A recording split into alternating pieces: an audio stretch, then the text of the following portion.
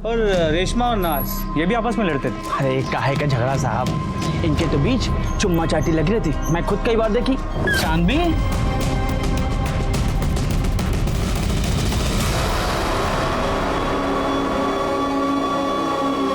वो क्या है ना सब, अब कोई आदमी तो मिलने से रहा तो जो मिलता उसी के साथ चिपक लेते। शुक्रिया। क्या करते हो दादा, इतना काम किया आपके साथ, एक बार डायरेक्टर सर से मिलने दो ना, काम की बहुत जरूरत है।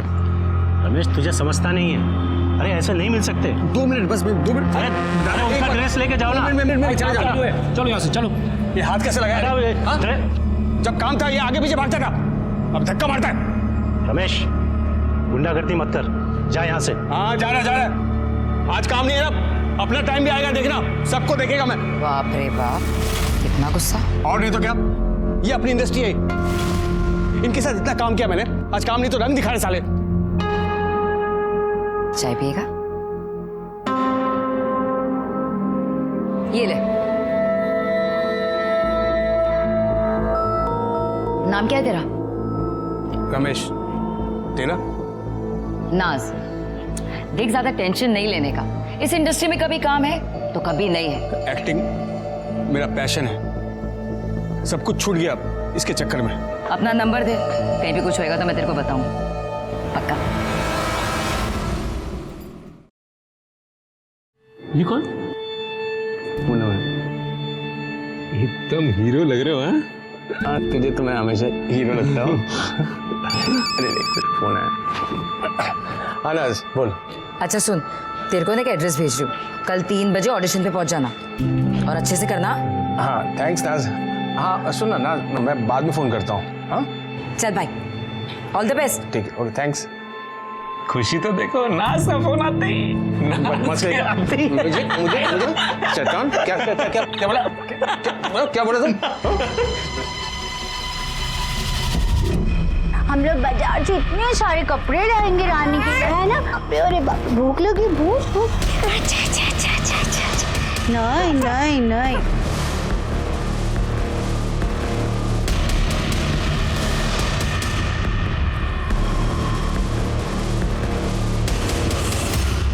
ये एड्रेस है, 2:30 बजे इंटरव्यू के लिए चले जाना।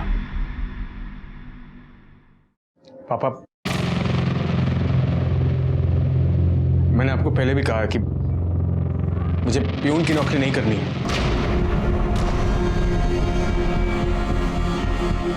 प्यून की नौकरी नहीं करनी है तो क्या करना है? मैं एक्टर बनना चाहता हूँ। एक्टिंग करेगा? मिल रही है तुझे एक्टिंग? अरे समझाओ अपने लाडले को, सपनों के घोड़े दौड़ाना बंद करे, जो मिल रहा है वो चुपचाप करे। बाप हूं मैं इसका, बैल नहीं हूं, कमा कमा के खिलाता रहूंगा।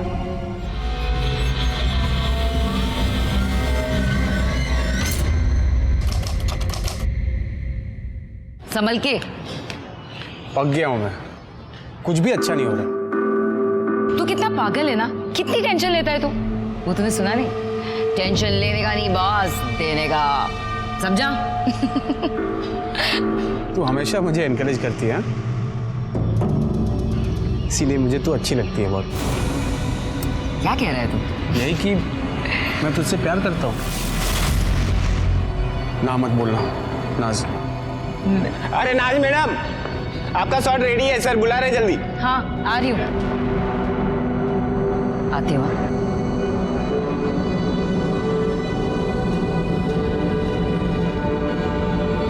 सुन, तूने आज तक इस सीरियल की शूटिंग सिर्फ बाहर से देखी है ना, आज अंदर से दिखाती हूँ। आजा। समझ में आ गया? हाँ रेडी करें? हाँ जी ओके रोल एक्शन। हाय हाय, बड़ा चांद सा बेटा है हुआ है तुम्हें, मैं पूरा नेग लूंगी। हाँ कट कट। क्या हुआ? यार इसको बाहर निकालो। और वो सुंदर वाली आई नहीं अभी तक? आ गई सर, आ गई। अरे तुम यहाँ क्यों खड़ी हो, जाओ ना फ्लोर पर। जी सर, यही हूँ मैं। अब सोच लो, अब भी प्यार करते हो? फ्लोर पर जाना, बाद में बात कर लेना, जा। जी सर। ओके ओके सर, से बाहर आ जाओ। रेडी रोल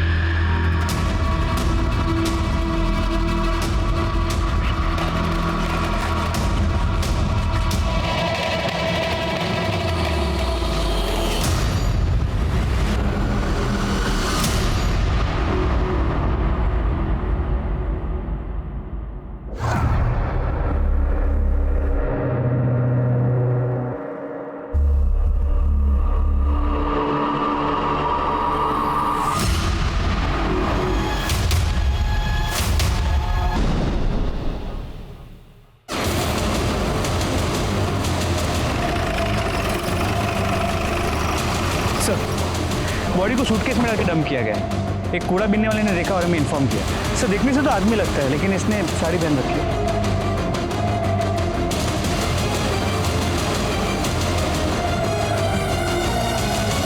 इनमें से कोई से पहचानता है? नहीं सर।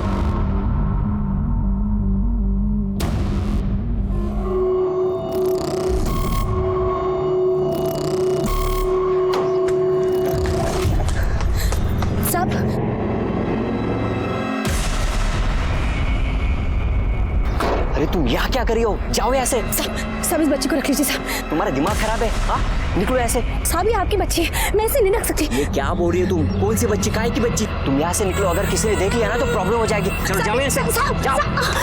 अगर दोबारा आएगी ना तो देख लेना। साहब मेरी बात तो सुनिए। साहब साहब साहब मेरी बात तो सुनिए। साहब साहब साहब सर जहां हमें बॉडी मिली है उसके आगे एक सीसीटीवी कैमरा है, लेकिन सुबह होने तक वहां से 300 से ज्यादा गाड़ियां क्रॉस कर चुकी थी। मैं जानता हूँ ये काम थोड़ा टीडियस है राणे, लेकिन फिर भी उस सीसीटीवी फुटेज को बार बार चेक करो और उसमें से हर गाड़ी के बारे में पता करो। सर मैंने सूटकेस के बारे में पता करने की कोशिश की, पर पता नहीं चला क्योंकि वो पुराना सूटकेस था। कोई मिसिंग कंप्लेंट? नहीं सर, अभी तक तो नहीं। हमने उसकी फोटो सर्कुलेट की है और हम सारे पुलिस स्टेशन में पता कर रहे हैं। सर बॉडी की पोस्टमार्टम रिपोर्ट से पता चलता है कि वो बॉडी एक लड़के की है। मौत का समय कल दोपहर 4 और 6 के बीच किसी तेज धार वाले ऑब्जेक्ट से उस पर वार किया गया, 2 स्टैब वुंड्स, लेकिन उसे मारने से पहले उसे बुरी तरह मारा पीटा गया। हमारे सारे खबरियों को काम पर लगा दो, आखिर पता तो चले कि एक लड़का लड़की बनकर क्यों घूम रहा है।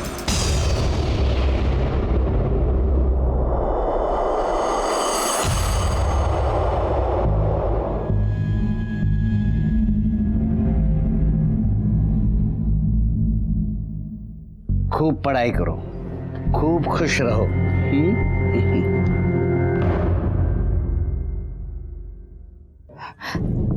चांदवी, देखना रेशमा का फोन नहीं लग रहा और कल रात से आई भी नहीं है वो।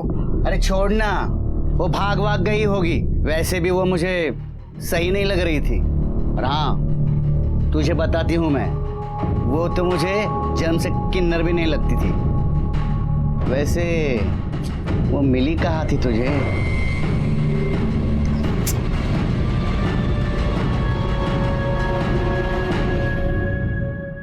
सर ये आपसे मिलना चाहती हूँ। बैठिए। साहब वो परसों से मेरी दोस्त रेशमा लापता है और उसी दिन से उसका फोन भी बंद आ रहा है। रेशमा की कोई फोटो है आपके पास? है ना साहब? साहब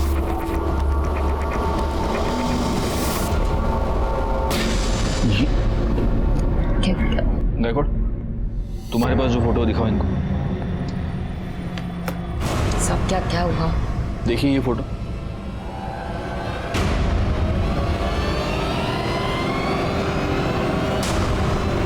हमें कल ये लाश तालाब के पास मिली है।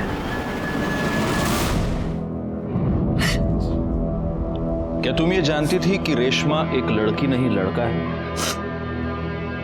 जी साहब, उसका नाम रमेश था।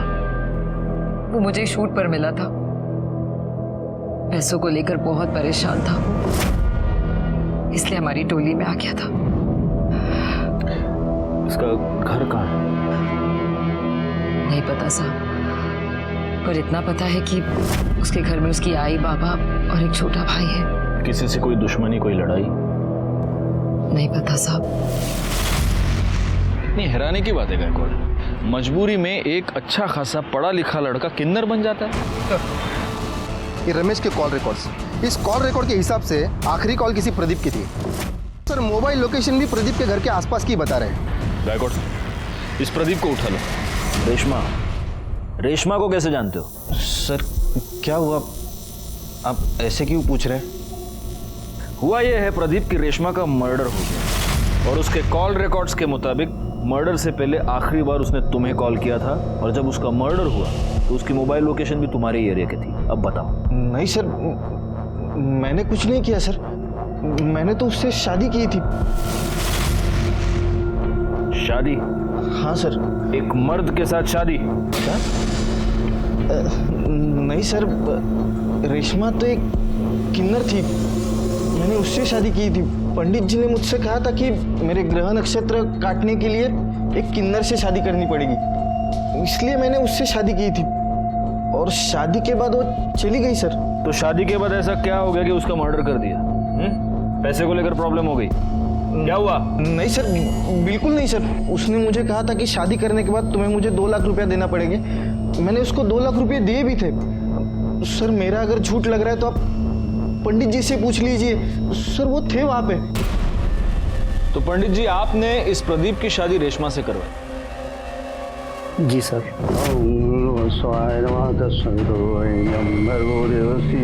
और शादी की विधि संपन्न होते ही मैं भी वहां से चला गया और रेशमा भी मेरे पीछे पीछे चली गई थी। हाँ सर, वो रेशमा मेरे घर से निकल गई थी सर, फिर मुझे पता नहीं वो कहाँ चली गई। उसके मोबाइल लोकेशन के मुताबिक काफी देर तक वो तुम्हारे एरिया में ही थी। पता नहीं सर। सच बोल, कहीं ऐसा तो नहीं कि तेरा उसके साथ किसी बात से झगड़ा हो गया और तूने उसका मर्डर कर दिया? नहीं सर, सर मैं क्यों झगड़ा करूं उसके साथ? सर वो लोग तो ऐसे ही छोटी छोटी बात पे आपस में लड़ते झगड़ते रहते थे। सर एक बार तो मेरे रेस्टोरेंट में ही मेरे कस्टमर के साथ उनका झगड़ा हुआ था। सर विपुल भाई नाम है उनका। सर सच कह रहा हूँ सर, वो विपुल भाई ने भी एक बार मारा था रेशमा को। तेरे रेस्टोरेंट में सीसीटीवी कैमरा है? जी हाँ सर। राणे, चला घेऊन जा और उस दिन का सारा सीसीटीवी फुटेज निकालो। चलो। और पंडित जी, इसके बाद अगर ऐसे ऊट पटांग उपाय किसी को बताए तो अंधविश्वास फैलाने के जुर्म में उठा के अंदर डाल दो। जाइए। आइए रे, तेरे पास गाड़ी है? हाँ सर है। जा। Thank you sir. गायकवाड़, इस प्रदीप के कॉल रिकॉर्ड्स और मोबाइल लोकेशन निकलवाओ। और एक और बात, इसके पास जो भी गाड़ी है, हमें वो जो गाड़ियों का सीसीटीवी फुटेज मिला है उसके साथ मैच करके देखो। सर,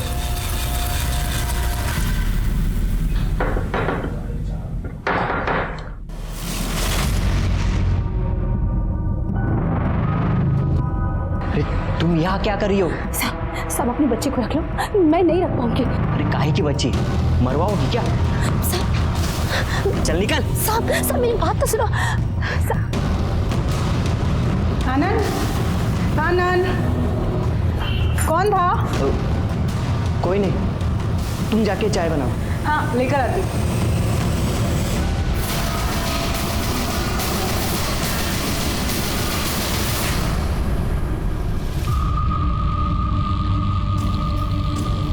ये चांद, रेशमा और नाज, इनका आपस में रिश्ता कैसा? अरे क्या साहब, इनका तो हमेशा ही कुछ ना कुछ लगा रहता है। चाचा देना रे।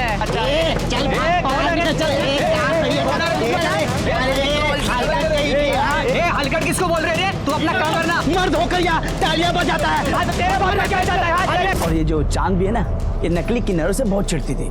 और रेशमा और नाज ये भी आपस में लड़ते थे। अरे काहे का झगड़ा साहब, इनके तो बीच चुम्मा चाटी लग रही थी, मैं खुद कई बार देखी। चांद भी?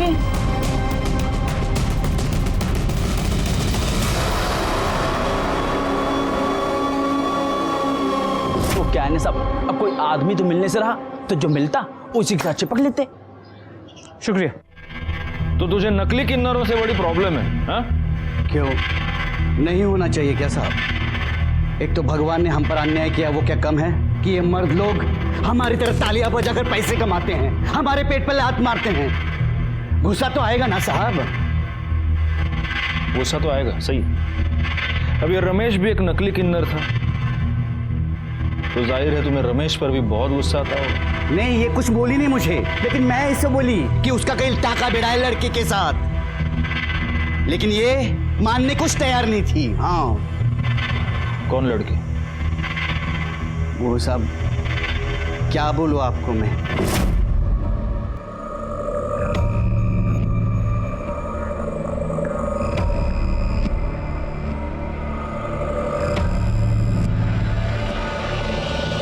साहब जब मैं वहां गई ना, उससे पहले वो चली गई थी।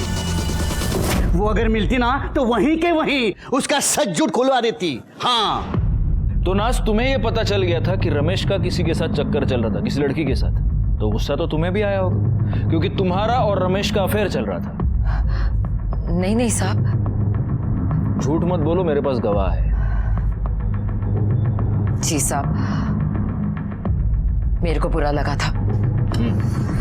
और इसी वजह से जब रमेश और प्रदीप की शादी हुई तब तुम प्रदीप के घर के बाहर रमेश का इंतजार कर रही थी। रमेश जब बाहर आया तब तुमने उसका मर्डर कर दिया। नहीं नहीं साहब, मैंने उसे नहीं मारा। मैं उसे कैसे मार सकती हूँ? मैं भले ही किन्नर हूँ, लेकिन मैं उससे सच्चा प्यार करती थी। प्यार के साथ यही तो परेशानी है नाज, हमें पता ही नहीं चलता कि प्यार कब जुनून बन गया। बैकवर्ड, तुम्हारी मोबाइल लोकेशन, इससे ये साफ पता चलता है कि जब रमेश और प्रदीप की शादी हो रही थी तब तुम प्रदीप के घर के बाहर ही थी। अब सच बोलो। नहीं नहीं साहब, मेरे को जब चांदी ने बताया तो बहुत बुरा लगा मेरे को। मेरे पास कोई सबूत नहीं था, इसलिए मैं रमेश को कुछ बोलना नहीं चाहती थी। इसलिए मैंने अपने मोहल्ले के एक बच्चे को उसका पीछा करने को कहा और वो उसकी फोटो खींचकर मुझे भेजे। इसी वजह से मैंने अपना मोबाइल दिया था। कौन बच्चा? गुड्डू। गुड्डू। उस दिन तुम रेशमा का पीछा करते हुए प्रदीप के घर तक गए थे, फिर तुमने वहां क्या देखा? तुमने रेशमा को उस घर से बाहर निकलते हुए देखा? मैंने देखा नहीं, मैंने थोड़ी देर इंतजार किया, फिर मैं खेलने चले गया। खेलने चले गए? चलो जाओ, अब भी जाके खेलो, जाओ, ले जाइए इसे।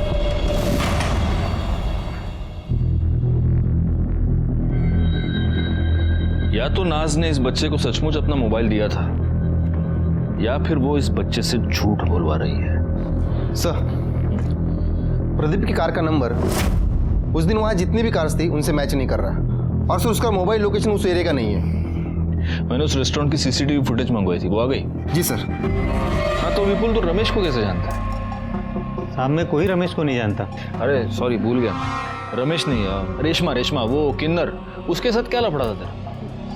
साहब मैं पढ़ा लिखा इंसान हूँ साहब, मेरा भला किन्नरों से क्या लेना देना। अच्छा, देखो विपुल, ये क्या है? हा? इस रेस्टोरेंट में उसको मारने के लिए तो उसके पीछे दौड़ रहा है, ये क्या है? साहब रेशमा मेरे घर के आगे पीछे चक्कर लगा रही थी। अच्छा? तो मुझे ऐसा लगा कि वो मेरा बच्चा चुराना चाहती है, तभी गुस्से में आकर मारा था साहब। अब गुस्से में आकर करड़े तुझे बहुत मारने वाले, क्योंकि तू झूठ बोल रहा है। ये तेरी बीवी कोयल के और रमेश के कॉल रिकॉर्ड्स, इससे साफ पता चलता है कि इन दोनों के बीच में काफी बातचीत होती थी। उनके मोबाइल लोकेशन से एक इंटरेस्टिंग बात पता चलती है कि ये दोनों आपस में कई बार मिल भी चुके थे, और उससे भी ज्यादा इंटरेस्टिंग बात ये है कि जब ये दोनों मिलते थे तब तू भी उनके आसपास ही होता था। तेरी मोबाइल लोकेशन भी यही बता रही है। अब सच बोल, मैं तो बहुत मार खाएगा। नहीं, सब बता दो साहब। मैंने कोयल को रेशमा के साथ देखा था तो मुझे शक हो गया। अब मुझे लगा कि ये जरूर कुछ अलग चक्कर है।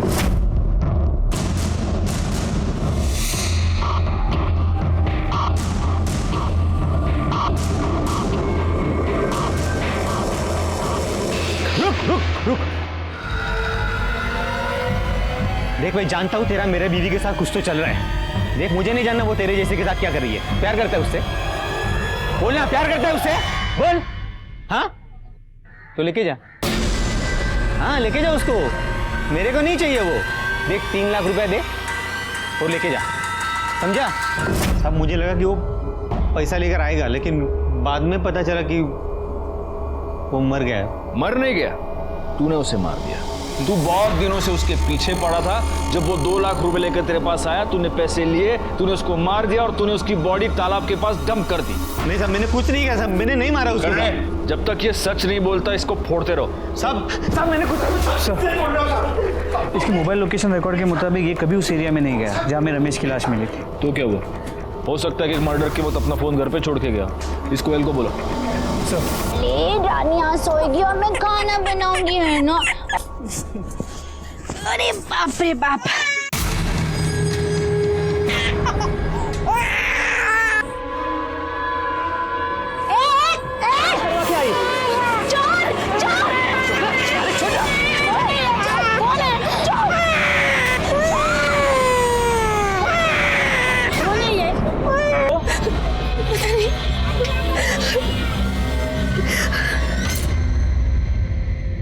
रेशमा को कैसे जानती हो? सर रेशमा नहीं रमेश, शादी से पहले से ही मैं उसे प्यार करती थी।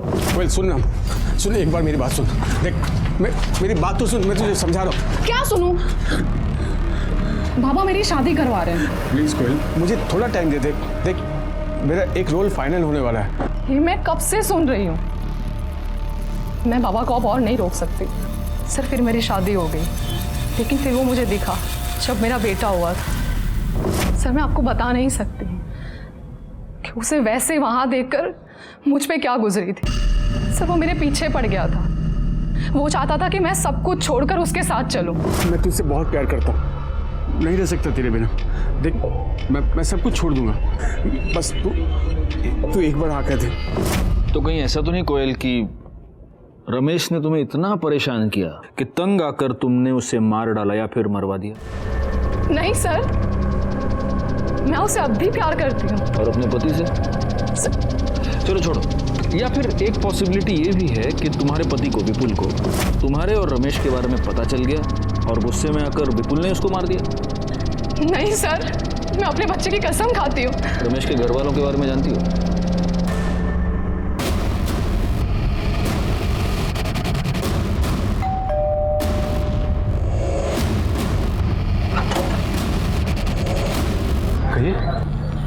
हम रमेश के बारे में आपसे बात करना चाहते हैं। बाबा, ये रमेश भैया के बारे में कुछ बात करना चाहते हैं। हम किसी रमेश को नहीं जानते। देखिए, आपके बेटे रमेश का मर्डर हो चुका है।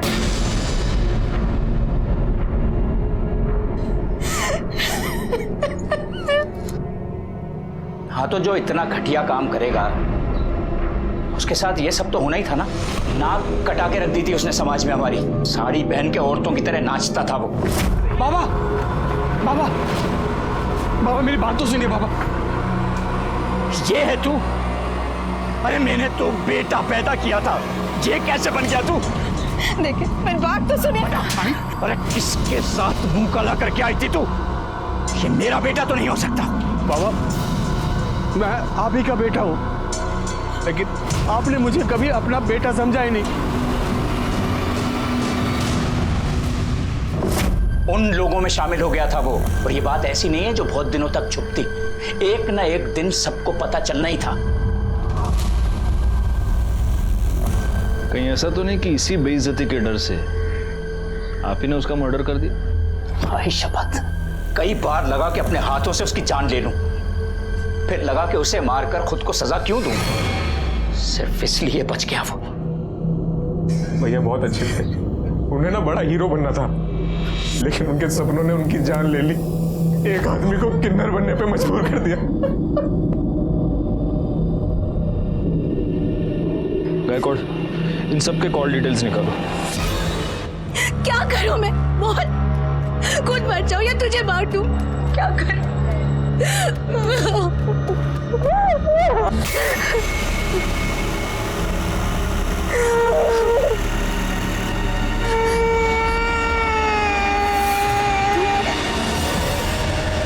आशा, ए आशा, अरे बाहर पोलियो का टीका देने आए, रानी को लेके आना।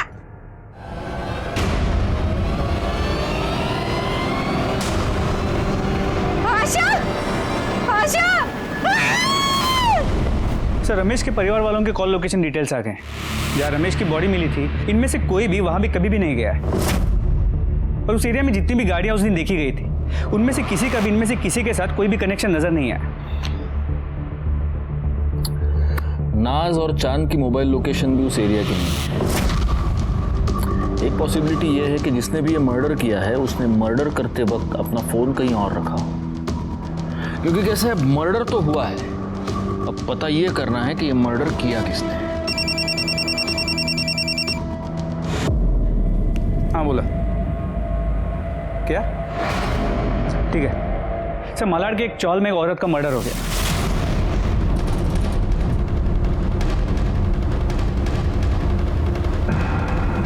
हटिए। चला चला आगे, चला आगे, जा चलो भैया, आगे चले।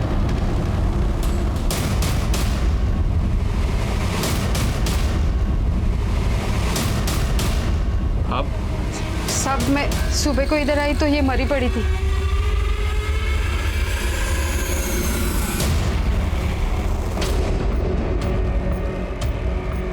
गला काट कर मारा गया है और गले का सारा खून सूख गया है, तो हो सकता है कि ये मर्डर कल रात को हुआ। क्या नाम क्या है इसका? आशा अपनी बच्ची के साथ यहाँ रहती थी साहब। बच्ची? तो बच्ची कहाँ है? बच्ची नहीं थी इधर, लेकिन मुझे लगता है ना इसका पति शंकर ने इसको मारा होगा। वो इधर आया था, 3 साल से उसको हम लोग देखा भी नहीं। आशा पहले दूसरे चाली में रहती थी जिधर मैं रहती थी। मैं इधर आई तो इधर रहने को आई। इसकी बच्ची की उम्र क्या है? 8-9 महीने। इसका ये पति शंकर ये कहाँ मिलेगा? होएगा उधर ही पुरानी चाली भी।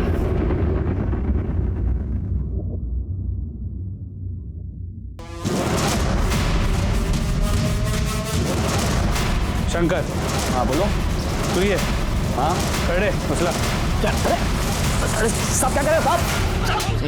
इसका रिकॉर्ड 3 साल से दिल्ली जेल में बंद था चोरी के लिए, अभी अभी रिहा हुआ है। साहब जेल का खाना बहुत पसंद है तेरे को, इसलिए वापस वहाँ की बुकिंग करवा रहा है तू? हाँ साहब मैंने उसको नहीं मारा साहब। आपको तो पता है ना मैं 3 साल साहब जेल में था। फिर ये बच्चा कहाँ से आ गया साहब? गुस्सा तो आएगा ही ना साहब। ऊपर से वो छोड़ के भी चली गई साहब। फिर मैं मंदिर गया, एक दिन देखा तो वो वहाँ पे वो झाड़ू पोछा कर रही थी। किसका बाप लेके घूम रही है? तू बता, तू कहाँ था 3 साल तक? मेरा छोड़, मैं जहन्नुम में था। तू ये बता ये पहले बच्चा कहाँ से आया? तू मुझे छोड़कर चला गया। मेरे पास खाने के लिए पैसे नहीं थे, पैसे के लिए मैंने बच्चा पैदा किया। इसके माँ बाप कोई और है, मैंने सिर्फ पैदा किया इसे। साली झूठ बोलती है। इसके बाप के साथ सोई रहेगी तभी तो ये पैदा हुई ना। वो डॉक्टर किरण करके दी मेरे को ये बच्चा। रुक साले, भागती कहाँ है? रुक। फिर पता नहीं साहब वो कहाँ भाग गई। मैंने उसका बहुत पीछा किया। मैं उसके वो नए चाली में भी गया, लेकिन वहाँ पे साहब उसने बोला कि मैं चोर है, और इसलिए रात को उसके घर में घुसकर तूने उसका मर्डर कर दिया और बच्ची को भगा कर ले गया। बता बच्ची किधर है? बोल। सब सच सच सच में मुझे मालूम नहीं है साहब। मालूम नहीं? रेकॉर्ड डॉक्टर किरण को बोलो आणि करडे खरं बोलत नाही तोपर्यंत फोडून टाकायला। साहब साहब साहब साहब मैं साहब साहब कुछ नहीं किया। डॉक्टर ये बच्चे का क्या चक्कर है? सर आशा ने आनंद और उसकी पत्नी पूनम के लिए सरोगेसी करवाई थी। आशा को हुई लड़की और आनंद को चाहिए था लड़का, तो आनंद ने उस लड़की को अपनाने के लिए इनकार कर दिया। हमने भी उसके ऊपर काफ़ी प्रेशर बनाया, क्योंकि लड़का हो या लड़की सरोगेसी करवाई थी तो अपनाना तो था ही। लेकिन कुछ दिन बाद आशा ने कहा कि अगर वो लड़की को अपनाने के लिए तैयार नहीं है तो वो खुद उस बच्ची को पालेगी, क्योंकि उसका पति उसे छोड़कर कहीं चला गया है। और उस बच्ची में आशा ने अपना सहारा ढूंढ लिया। वैसे हमें ये शक है कि उसके पति शंकर ने ही उसकी जान ली है, लेकिन आपको कुछ और सस्पिशियस नजर आया इस केस में? अब कुछ दिनों से वो आनंद के पीछे पड़ी थी कि वो अपनी बच्ची को अपना ले। मेरे पास भी आई थी कि मैं आनंद के ऊपर प्रेशर बनाऊं। काफ़ी डरी हुई लग रही थी और बार बार एक ही बात कह रही थी कि मुझ पर जान का खतरा है। ये आनंद कहाँ रहता है?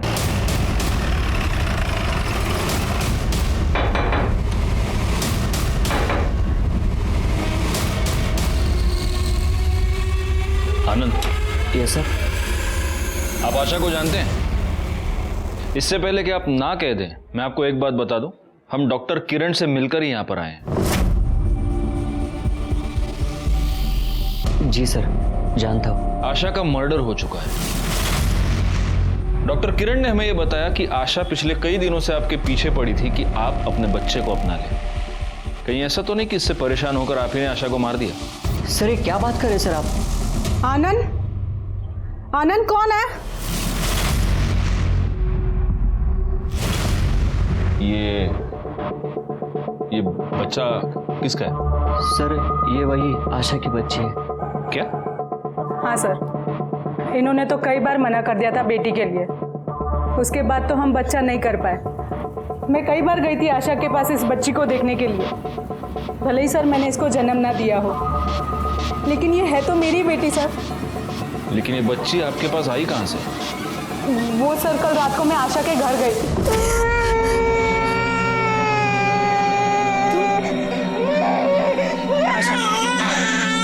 ये बच्चा मुझे दे दो। देखो वैसे भी ये तुमने मेरे लिए पैदा किया था। प्लीज आशा मुझे दे दो ये बच्चा। ओके मेरी मजबूरी ना होती तो इससे मैं अपने से कभी अलग नहीं करती।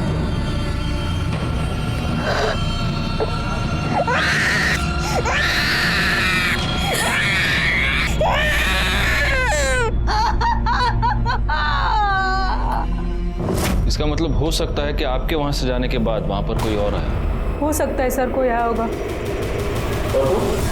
तुम तो ये बेटी चाहते नहीं थे, फिर अचानक से मन कैसे बदल लिया तुमने? क्या करता सर, ये जिद पे अड़ी थी। कहीं ऐसा तो नहीं कि बीवी की जिद के आगे झुककर तुमने बच्ची को तो अपना लिया, लेकिन फिर गुस्से में आकर तुमने आशा का मर्डर कर दिया? सर नहीं सर, मैंने उसका मर्डर नहीं किया सर। बैकआउट, इसको ले चलो साथ में और इसके सारे डिटेल्स भी निकालो। सर नहीं नहीं सर, नहीं सर, सुनिए सर, कहाँ लेके जा रहे हैं सर? सर, आशा की पोस्टमार्टम रिपोर्ट, उसे चाकू से मारा गया और इसके कॉल रिकॉर्ड्स।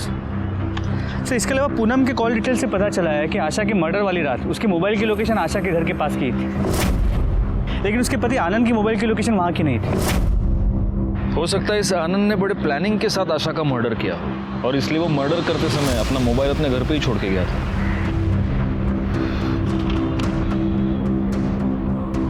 एक मिनट गैकॉर्ड, ये देखो 12 फरवरी को आशा की मोबाइल लोकेशन उस तालाब के पास थी। उसी तालाब के पास हमें 13 फरवरी को रमेश की लाश मिली थी। तो आपको क्या लगता है ये दोनों केसेस कनेक्टेड हैं? चेक करने में क्या जाता है, एक काम करो, इन दोनों केसेस से रिलेटेड सारे कॉल डिटेल्स, सारे मोबाइल लोकेशंस दोबारा चेक करो। हो सकता है इन दोनों में कोई कनेक्शन हमें मिल जाए।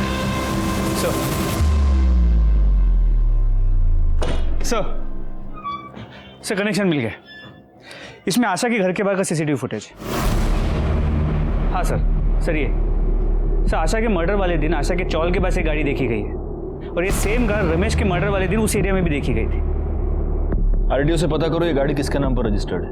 ऑलरेडी पता कर लिया। मनोहर काले। तुम रमेश और आशा को कैसे जानते? सर मैं तो इन दोनों को नहीं जानता। अगर तुम इन दोनों को नहीं जानते तो उस दिन 12 फरवरी को तुम्हारी गाड़ी उस एरिया में क्या कर रही थी जहां से हमें रमेश की डेड बॉडी मिली? उस दिन तो उसने मुझसे कार मांगी थी ना, उसकी गाड़ी खराब थी। किसने? सर मैं पहले भी बता चुका हूं कि रेशमा शादी के बाद वहां से निकल गई थी, फिर वो कहां गई मुझे नहीं पता सर। तुझे नहीं पता? चल अभी हम तेरे को 2 पिक्चर दिखाएंगे। देखो देखो, ये वहां का सीसीटीवी फुटेज है जहां पर हमें रमेश की लाश मिली थी। ये रास्ता सीधा उस तालाब के पास जाता है और ये उस रास्ते पर है गाड़ी। ये तेरी गाड़ी नहीं है, ये मनोहर काळे की गाड़ी है जो तूने उससे मांगी थी। अब दूसरी पिक्चर दिखाओ।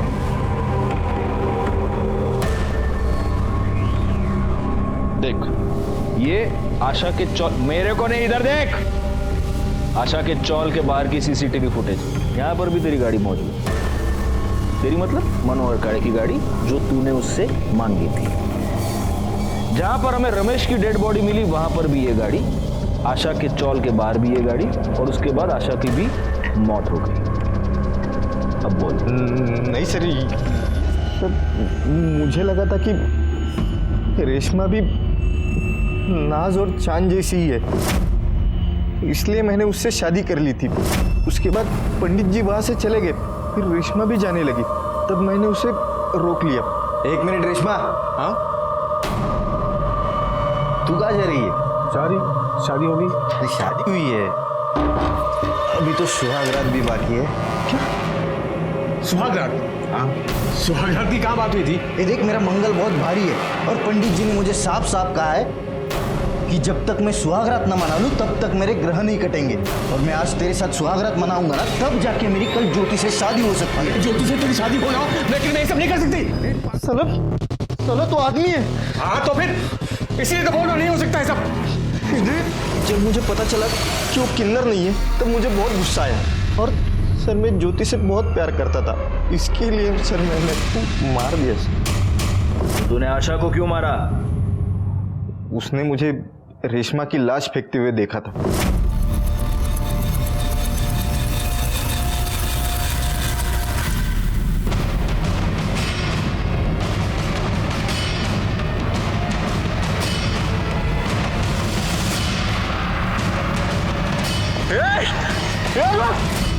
एक दिन वो मुझे मंदिर में दिखाई दी, फिर मैंने उसका पीछा किया और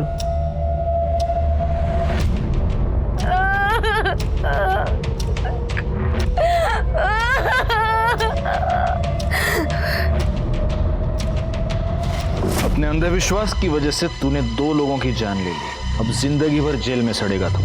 बैकवर्ड चार्जशीट फाइल करो और उठा के डाल दो इसको अंदर।